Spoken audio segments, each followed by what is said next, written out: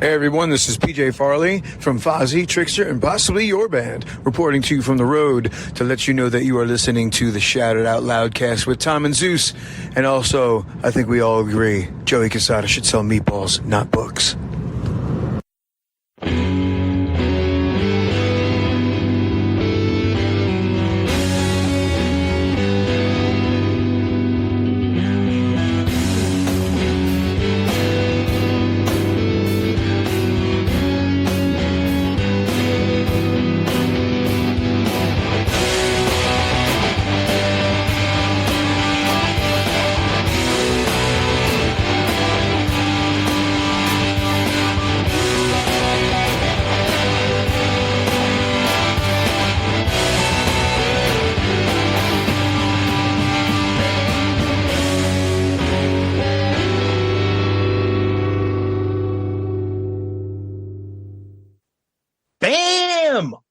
That's right. We're back with another episode of Dorm Damage, the show where anything and everything is on the table and the table gets smashed. This week, we're back with our favorites, Ultimate Classic Rock. And we are talking about their list of the 10 underrated 80s hard rock guitar heroes. And let's just say that term is being used loosely. Yeah, it's funny now, like our listeners are able to be like, oh, that's going to be a DD episode. Yep. And unfortunately, or fortunately, depends on your point of view, they're right. Yeah. Well, that's the cool thing about Dorm Damage, because we always make jokes on Shout Out Loudcast about, like, we'll settle down. We don't need a production manager. You know, but a lot of times these guys, they'll share stuff on Loudcasters and be like, this is a Dorm Damage. And me and Zeus will be like, that actually would be a pretty fun episode.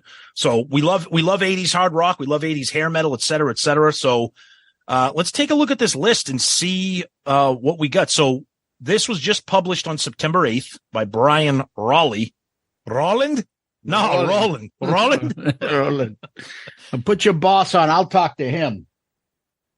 He starts off by saying many of these guitarists are routinely ranked near the top of the hard rock heap, but for every Slash, George Lynch, or Nuno Bettencourt, there are plenty who have been relegated to the dustbin of history.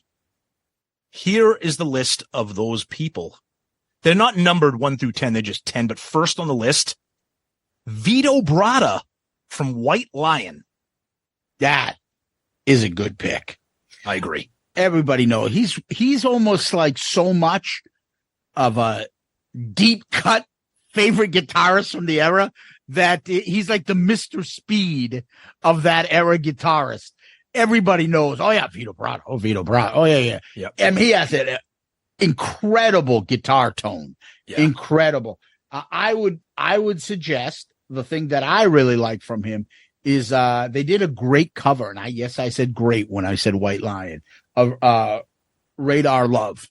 Yes. And the guitar fills he does on that, the song sounds incredible. Yeah. That's one that I really love. There's another deep cut. I think it's off of I don't know what album it's off of.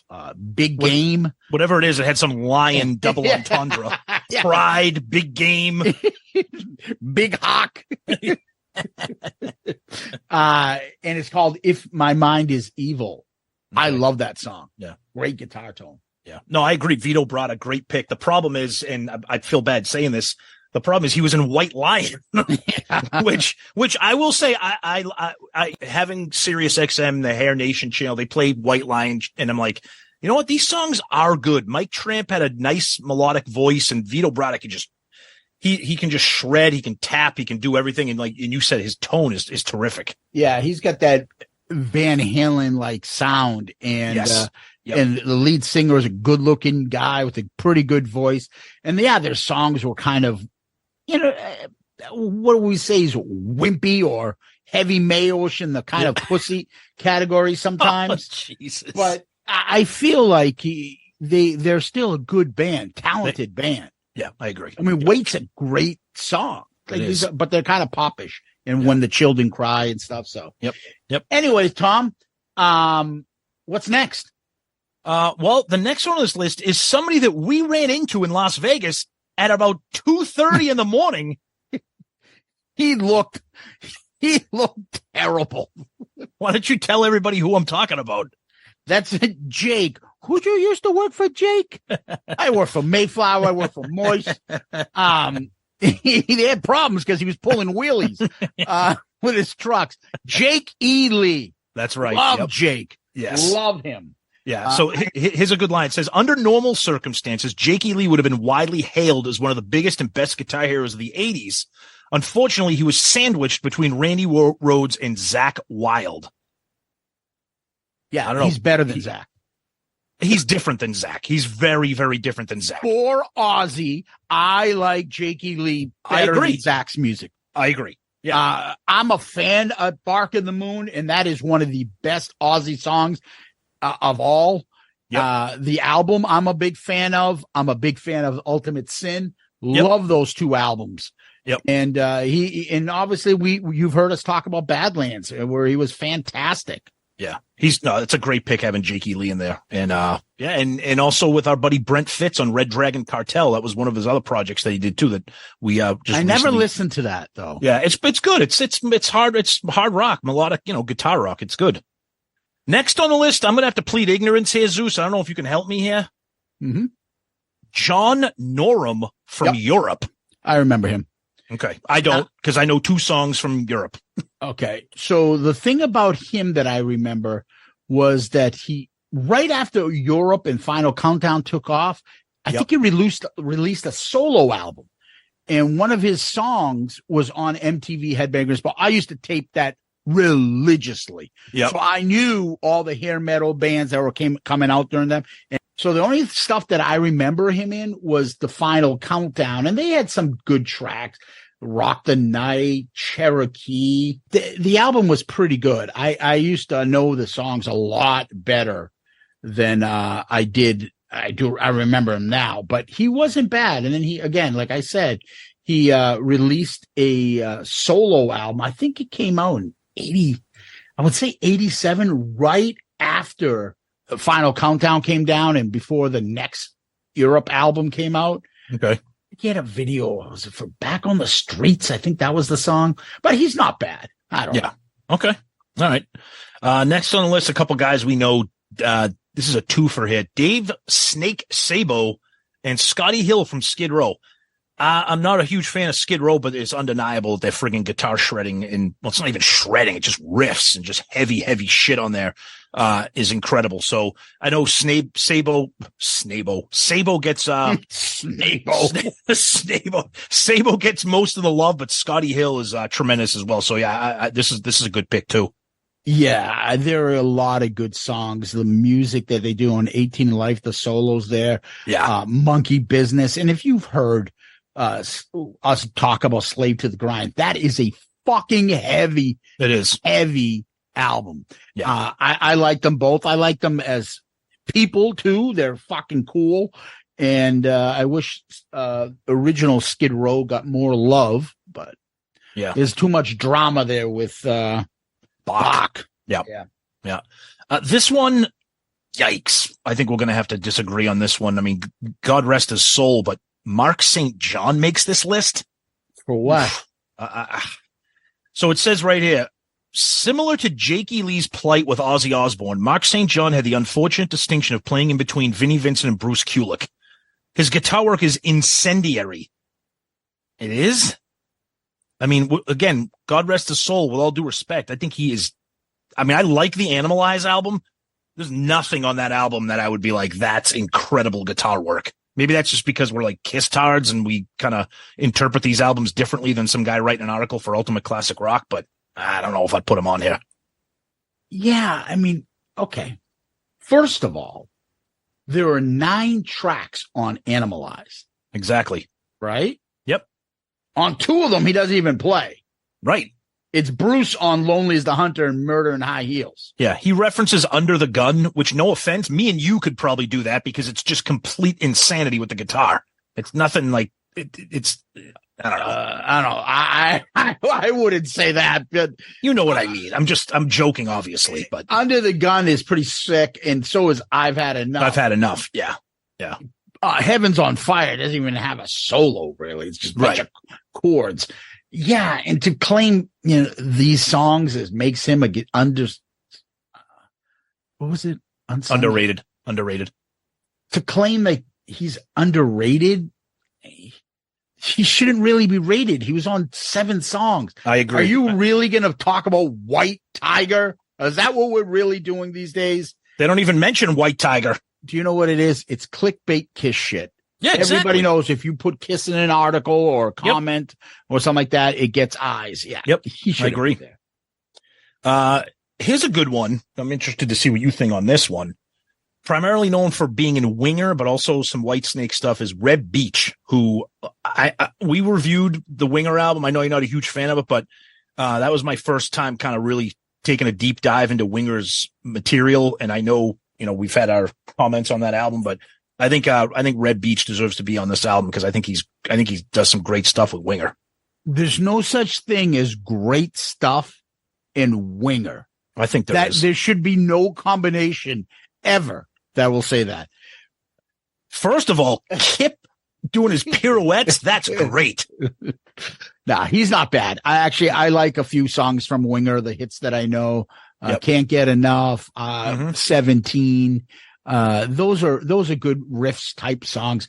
I don't know his shit in Whitesnake because I think doesn't he just play mostly on the concert tours for him? I think so. He's a good guitar player. Yeah, I can see how he's there because if you're quickly going to the top guitar players in the 80s, his name doesn't come to the top of the list, but he's respected. So I see it. Yeah. This next one, I think we're both going to have some good things to say. I would definitely call him underrated, and that's John Sykes.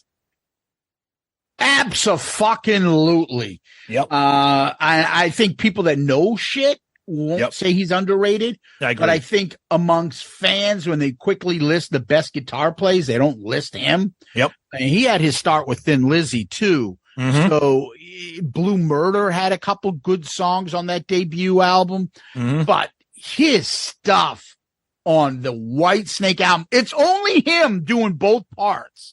On Slide It In, he's fucking ridiculous on that album. Yeah, see, the Slide It In thing is, though, I'm not going to give him that much credit as he's part of it. Yeah. He wasn't even on the original British version of it. No, I know. He's on the U.S. version, which is way better. Yeah, but Mel Galley was also doing a lot of the leads in playing there. Because that's the thing about Whitesnake. They go back and forth between the lead players all the time. So I can't say he's the only one, but he's part of the reason why that album is so fucking good. Yeah. He's a fantastic guitar player. And so far, I might say he's probably the best on that list for me. I knew you would say that. Yeah, I believe that. Yeah. I mean, I think so. Him and Jay. Jake, who'd you used to work for, Jake? Another one here with some Whitesnake connections. Adrian Vandenberg. Exactly. I never got into Vandenberg, his own band. I don't know if it's any good. He wasn't on Whitesnake, although he was in all the videos. I think he played one little thing. I mean, he co-wrote a lot of Slip of the Tongue. He co-wrote, but they had Stevie Vai in there too. Yep. So that's the hard part about Whitesnake is they had so many dual guitar guys switching on and off. Yeah. No, you're right. Adrian Vandenberg, he's good. He's a very good guitar player. I'm not saying he's not. I don't know if he's underrated. Yeah, I know. I think he is underrated because nobody really talks about him, whether that's for the right reason or the wrong reason. I don't know. He's on like one album in that era, except if you're going to go down Vandenberg. I don't know that era, that band. So I guess so. Okay. All right. Next one is a guy that we know. Be interested to see what you think of him because I'm not a huge fan of this band, but I think the guitar work is pretty good on it. And that's Tracy Guns, LA Guns. Absolutely. He's a very good guitar player. Yeah. He's a little ace-ish, kind of sloppy, kind of, I wouldn't call it grungy. I don't know what the word is I'm thinking of, but it's loose. It's not fucking tight and it's not Warren DeMartini clean and stuff like in George Lynch. I like Tracy Guns. I like him personally, and I think he's a really good guitar player. And I like those LA Guns albums I was up to Hollywood Vampires. I think was that? Yeah, and they describe him here as punk metal shredding and bluesy, which is kind of like, like you said, kind of sloppy Ace stuff. But yeah, I like LA Guns. Surprised we haven't gotten to LA Guns yet on ARC. I just gave Sonny an idea. You should. Yeah, you should. Yep. And the last one on the list, I know the band, but I don't know anybody in it. But this guy is in it, and this is Akira Takasaki from Loudness.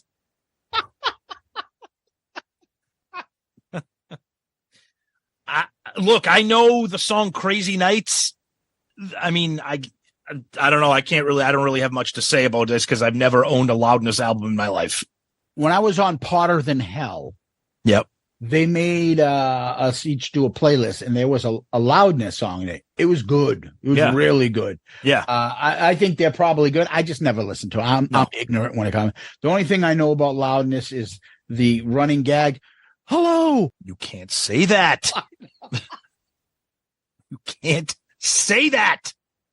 Well, I'm not saying it as me. I'm just saying I heard it. I know. And remember, we said that, or somebody said that.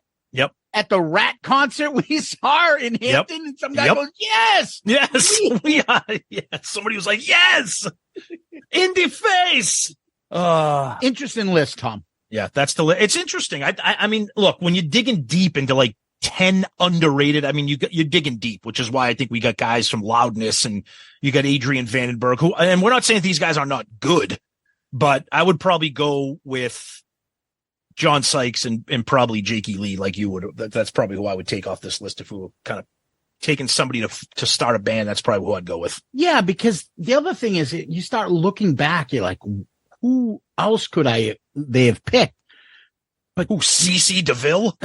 What are you talking about? He's great. Yeah, but he's not underrated because he's famous. I know. The same thing with, you're going to say the Dual Attack of Iron Maiden or Judas Priest or Metallica. Right. You can't really, because they're not underrated players. Right. So you got to think of the second tier bands. Yep. And you're like, I don't know, maybe Cinderella? Could be. Oh, yeah. I would put somebody that I think should have been in there. Mark Kendall from Great White. Love his guitar work. That's a good call. He's a guy that I would really, push and say he's very underrated. Because I never hear his name getting thrown around, and he's got some great guitar, especially on Once Bitten. Who's the drunk that got thrown out of Def Leppard early on? The little guy, Pete Willis. Pete Willis. I don't know if Def Leppard is popular and stuff. I don't know if you could call Phil Collins like underrated, right? And Steve Clark. Steve Clark was. I got one. Yeah, Holy shit! I know where you're going. He's one of my all-time. He's one of my all-time. I know you're going to go there. Been on this list, and that's I'm having from Tesla. Yeah. And I love him. I always wave the flag from. That's Frank Hannon from Tesla. Love that guy. So much bluesy shit that he can pull off there and then shred that. Yeah. So I would say a Mark Kendall and Frank Hannon would probably be the two that we would probably say is underrated and should be in there. So I agree. Yep. Well, till next time. Peace out, Girl Scout.